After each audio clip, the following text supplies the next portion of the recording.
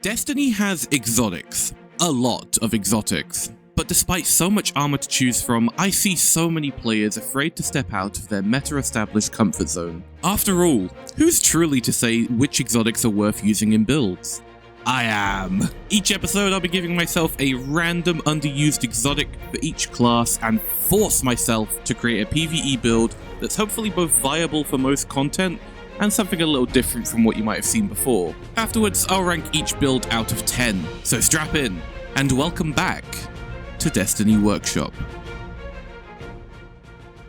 A new season in Destiny means plenty of new stuff to play with. New exotics, new seasonal artifact, new gear, but with the release of Lightfall, we've got a whole new, and slightly underwhelming, build crafting system, as well as an entirely new subclass.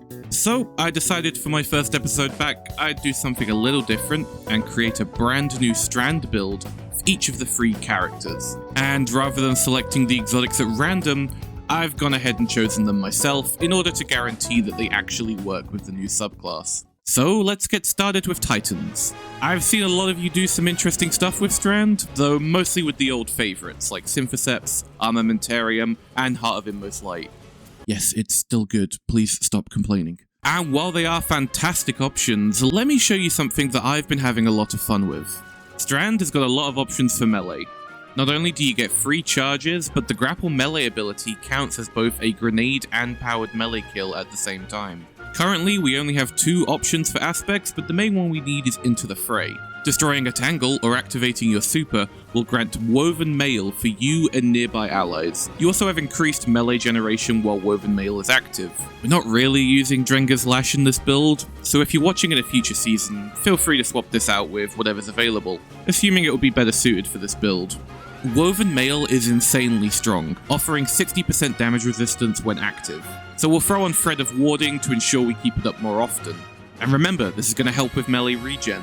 But let's take it even further and throw on Thread of Transmutation and Thread of Fury to generate tangles and create more energy on tangle kills. Lastly, we'll throw on Thread of Generation. We're going to be dealing a lot of damage to a lot of enemies with this build, so this will really help to get our grapple back more often. We'll be pairing all of this with Dune Marches, which increases our sprint speed and slide distance, greatly helping our overall mobility, especially while waiting to use our grapple again. But more importantly, sprinting builds up a burst of arc damage that we can release on our next melee hit. On lower difficulties, this is usually enough to take out most groups of minor adds, but it's still got some use in high-end content, as that arc damage should be working with Thread of Generation to recharge our grenade. For weapons, there's a few options that work really well with the current seasonal perks. Untangler and Stranded Reach will improve tangles when destroyed with a strand weapon, further charging our melee and grenade abilities. You can also combine Volatile Flow with a Repulsor Brace weapon to consistently gain Overshield. I've heard mixed reports on how exactly Overshield stacks with Woven Mail. I've seen some people say it grants a 75 to 80% damage resistance when stacked, while other people claim it's only true if you can get Woven Mail before Overshield. If I find out a definitive answer to how these stack, I'll leave a pinned comment below. For this build though, Volatile isn't going to activate until you pick up an orb in order to work with Repulsor Brace. But since we're already getting Woven Mail from picking up orbs as well, chances are you're going to get the higher end of that damage resistance stack. Another option is to go for Bulwark Finisher. This grants a Void Overshield on Finisher as long as you have 3 or more armor charges, giving you a lot more control of when to activate it. Another mod I'd highly recommend is Heavy Handed, as it can generate an orb on every melee kill. Once again, that includes the grapple melee. You can combine with Firepower to generate 2 orbs for every grapple melee, though to be honest, that might be a bit unnecessary. Charged Up, Stacks on Stacks, and Empowering Finish are all going to be really useful here. And finally, Recuperation is a must-have mod for high-end content in my opinion, as the health it generates is pretty substantial. Everything else is preference, but try to match your resistances to the activity and your siphons to your weapons. The more orbs you generate, the stronger this build is. Overall, this build's a lot of fun. I found it to be a great choice for the new Root of Nightmares raid, especially if you're engaging with the mechanics for all 4 encounters. It's probably not the strongest build, but in my opinion, I think it's a lot more fun than running something like Synthoceps. For now, this build's a solid 7.5 out of 10, though maybe I'd bump it up to an 8 if Bungie ever decided to give Dune Marches Jolt. Man, I wish this exotic had Jolt.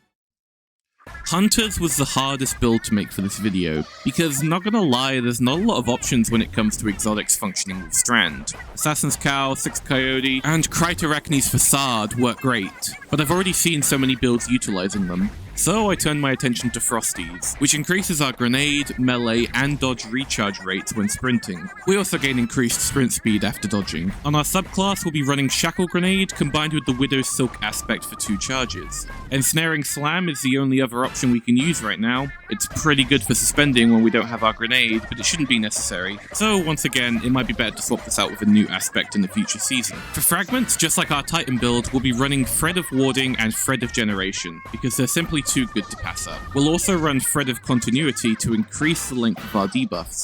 And finally, Thread of Mind, which we're mainly using to counteract the additional regen time Ensnaring Slam adds to our dodge. You can swap this last one out for something like Thread of Isolation or Thread of Ascent, depending on your preference. The main advantage this build has over something like a 6 Coyote Suspend build is more ability uptime overall. You'll be generating your grenade energy the same way as with those builds, but Frosties is also providing a bit more. It's also worth mentioning that despite using up your class ability energy, Ensnaring Slam does not count as one. So you'll want to save it for emergencies, as only your dodge is going to activate mods like Dynamo, Bomber, Distribution, and Reaper. In fact, other than Dynamo, I recommend running these mods on almost any version of this build, especially Bomber and Reaper. Once again, build into any damage resistances to match your activity, and siphons or surges to match your weapons. I'd also recommend either Explosive Finisher, Healthy Finisher, or Restorative Finisher, depending on what you might need. This is a build I'd mostly consider using in activities where a lot of ad clear is needed, but there's not a lot of space to make use of grapple. Things like certain raids, dungeons, or nightfalls where ad control is a necessity. For now, I'll give this build a 7 out of 10, but I can definitely see it getting better as we gain access to new aspects or fragments, and maybe a buff to the Frostie's regeneration rate. Finally, it's time for Warlocks. And not to hype this build up too much, but this might be my favorite of the day, and hopefully you'll see why. Just like the previous two, we don't have much of a choice when it comes to aspects. Weaver's Call spawns Threadlings when casting our Rift, which is pretty neat. It's not going to help our build too much, but it might be worth keeping in future seasons depending on the new aspects. Mindspun Invocation is our main focus, as it will buff our Strand Grenades. We'll be pairing this with the Shackle Grenade, which when consumed will grant Weaver's Trace, lasting 30 seconds and creating a suspending explosion on any and all final blows. To further take advantage of this, we'll run Thread of Warding and Thread of Generation as usual. We'll also be running Thread of Continuity to keep Suspend lasting longer. The last fragment is personal preference, but my suggestion would be Thread of Isolation. For the exotic, we're pulling out the Chromatic Fire, which will create an elemental explosion when we get a precision kill with any kinetic damage weapon. Combined with Weaver's Trace, any precision kill will suspend all nearby enemies and create an explosion to deal additional damage.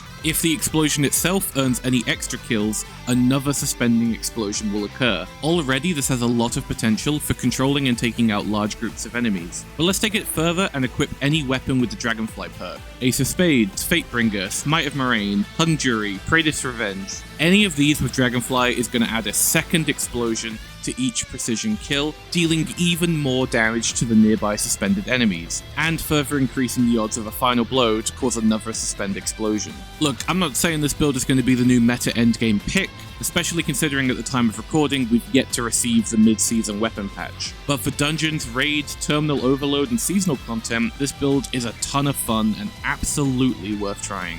For mods, we'll run the usual: Recuperation, Kinetic Siphon, Reaper, Stacks on Stacks, etc. I found that Thread of Generation with Max Discipline and a few grenade regen mods usually allows me to get my grenade back before Weaver's Trace expires, so instead of those you might be better off with mods that let you focus on survivability, as well as melee and Rift recharging.